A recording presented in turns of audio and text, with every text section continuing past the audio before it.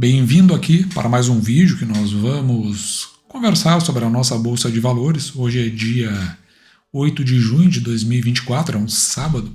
Agora são aproximadamente 20 minutos para o meio-dia e a coisa aqui está bem tumultuada. Eu até estou meio reticente para gravar esse vídeo porque, por conta de todos os eventos aí que aconteceram de cunho natural aqui no Rio Grande do Sul, nós tivemos então aí que fazer toda a troca do telhamento, está sendo feito isso aí agora, então eventualmente você vai ouvir alguns barulhos aí, mas era o que se tinha e assim é o que nós podemos fazer em termos de poder gravar o vídeo para o dia de hoje. E eu vou falar sobre a nossa Bolsa de Valores que está rolando para o fundo e vamos dar uma olhada no que pode ter acontecido. Vou tentar fazer o mais rápido que eu puder esse vídeo.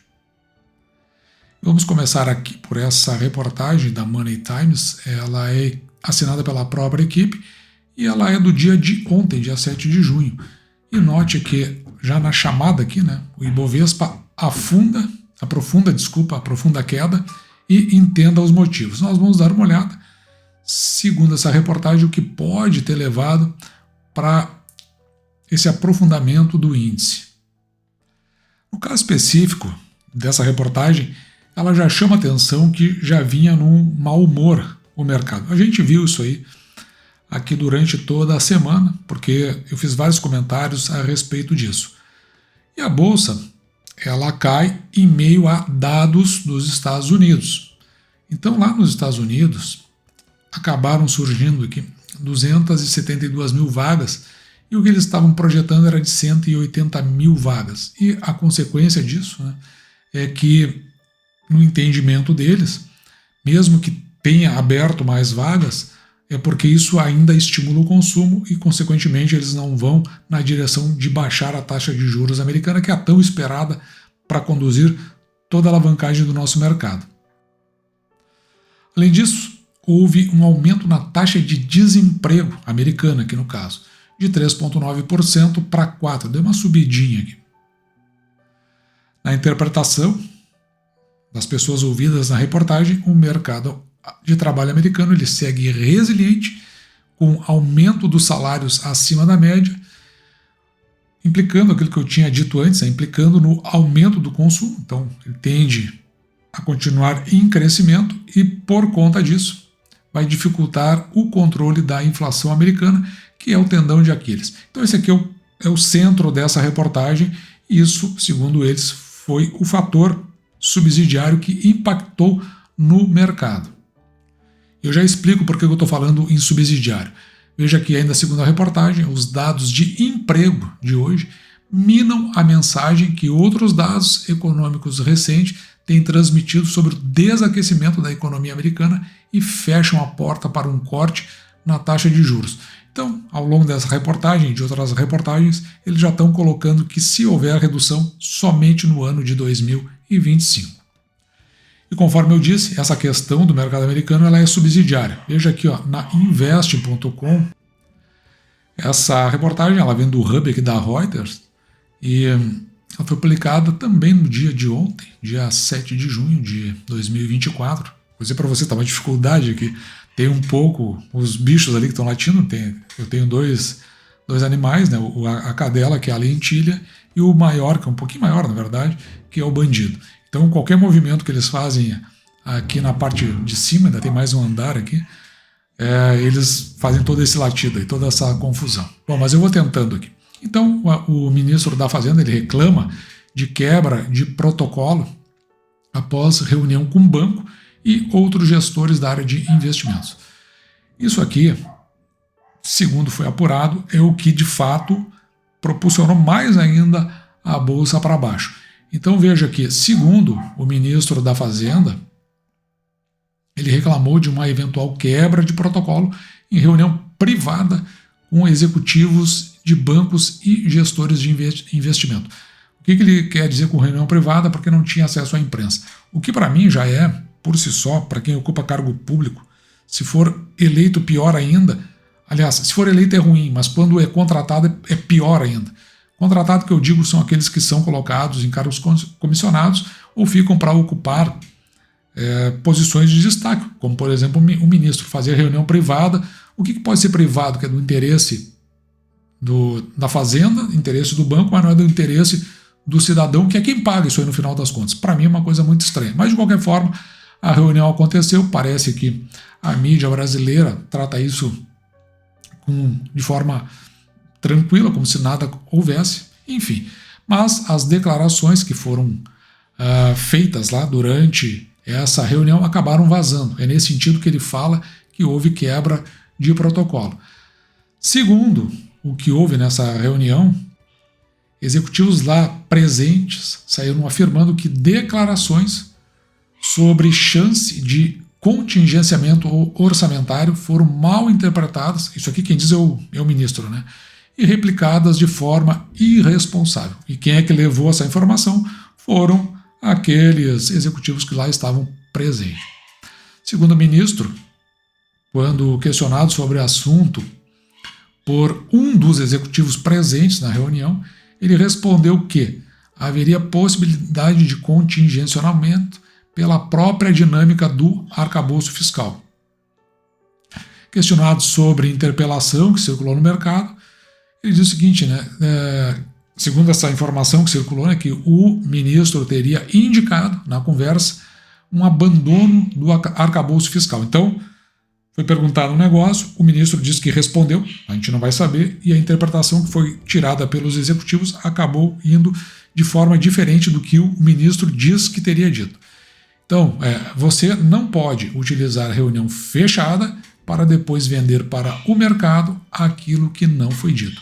Então ele saiu nessa condição, né, nessa defensiva, fazendo essa reclamação e ainda classificou como muito grave o que aconteceu.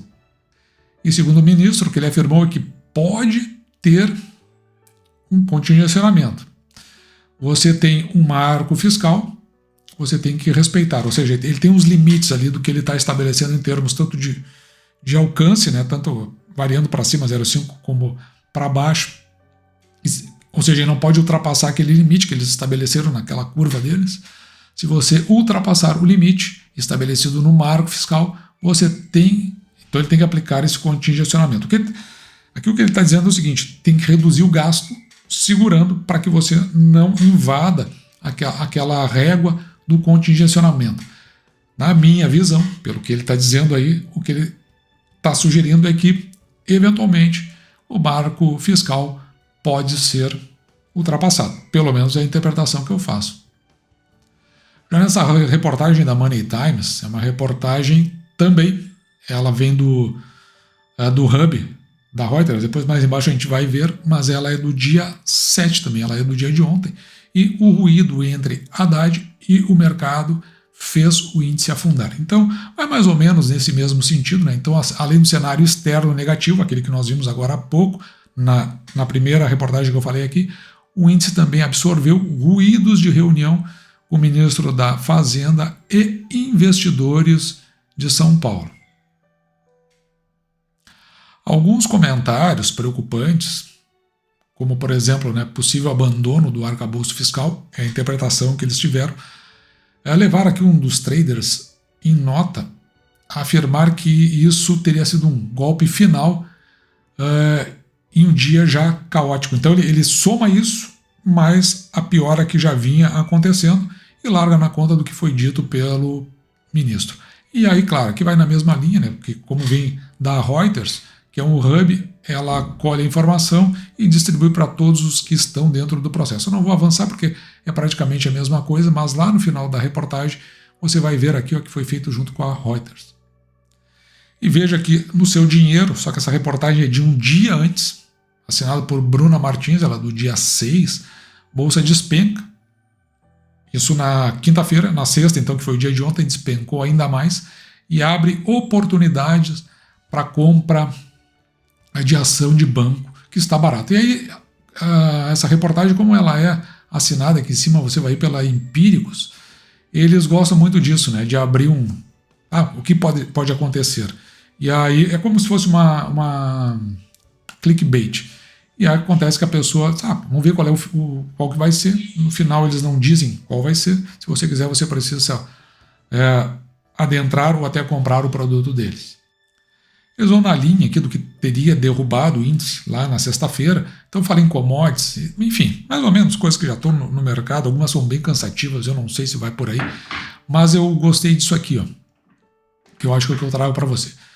O sentimento se deteriorou, ou seja, a bolsa ela é realmente feita por sentimentos, muito mais intensamente do que a piora dos fundamentos. Então eles olham para os fundamentos, pô, não é tanto assim, mas esse entorno gera um sentimento no mercado que empurra a bolsa para baixo. Porque as nossas ações permanecem descoladas lá do movimento americano, onde a bolsa ao contrário está subindo, algo muito ruim precisa estar acontecendo no país. Será que é mesmo esse caso? Eles entendem que não, e depois, ao longo da matéria, vão discorrer sugerindo que se olhe para essas ações, aumentando posições, e aí ele vai citar que um dos bancos, aquele que você precisa, daí então, adquirir o produto deles para saber. Eu não vou entrar no mérito disso, porque para mim o importante é isso. Nesse momento de maior turbulência doméstica, a penalização sobre as ações tem sido generalizada, com pouca diferenciação entre os fundamentos. Então, está repetindo a mesma coisa. Isso abre oportunidade em companhias de excelente qualidade, agora em promoção. E o resultado foi esse que a gente viu aqui, tudo em vermelho. Quando nós olhamos para o Ibovespa, ele ficou aqui em 120.767 pontos, caindo 1,73%. Levando uma piora, já que tinha uma pequena recuperação no dia anterior, na quinta-feira. Veja o quanto desceu na sexta-feira diante de toda essa confusão. E só para a gente lembrar quem é o nosso ministro da Fazenda, nessa declaração que ele deu, foi publicado. Você pode ver aqui atrás, pelo Poder 360. A publicação é de 10 de dezembro de 2022. Vamos dar uma olhada no que o nosso ministro da Fazenda declarava naquela época.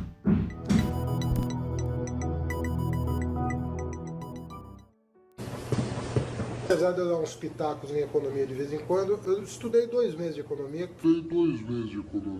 Foi para passar no exame da ANPEC. Depois eu não estudei mais, porque eu colava um pouco do Alexandre Schwartz, do Laércio Menezes para passar. Então eu tenho 2 meses de estudo no meu escritório de advocacia, passei na ANPEC. E aí nós vimos, né, pela própria manifestação do ministro, uma conversa assim meio de malandro, meio do esperto, do cara que conseguiu angariar alguma vantagem. Eu tenho para mim que o ser humano ele tem uma natureza holística, da forma como ele se comporta para um segmento da vida, ele se comporta para todos os demais. E nada a duvidar que realmente, por ter ou por não ter o conhecimento ajustado e adequado, acabou o ministro dizendo algo descabido e que levou à interpretação. Na minha opinião, seria mais digno que ele assumisse a responsabilidade. Olha, eu disse algo que levou a essa interpretação e com isso, claro, a bolsa acabou ainda desandando mais do que já vinha nos últimos tempos. Para mim seria muito mais digno fazer esse tipo de coisa. No entanto, ele continua com a mesma batida que a gente tem visto desse governo, que é reputar sempre a responsabilidade para terceiros. Mas o fato é que os indicadores fundamentalistas de algumas empresas não têm sido tocados por conta dessas pataquadas de governo. E em o mercado descendo, mercado andando para baixo, o que parece sim é que muitas empresas vão acabar ainda se oferecendo, principalmente ao longo desse ano, um ano de eleição, onde muito mais ainda a gente pode esperar de atos do governo e que vão empurrar o mercado cada vez mais para baixo, fazendo com que surjam oportunidades, principalmente para a carteira do canal. Dito isso, vou ficando por aqui, me despeço de você, desejando que você fique com Deus e deixando, como sempre, meu grande abraço.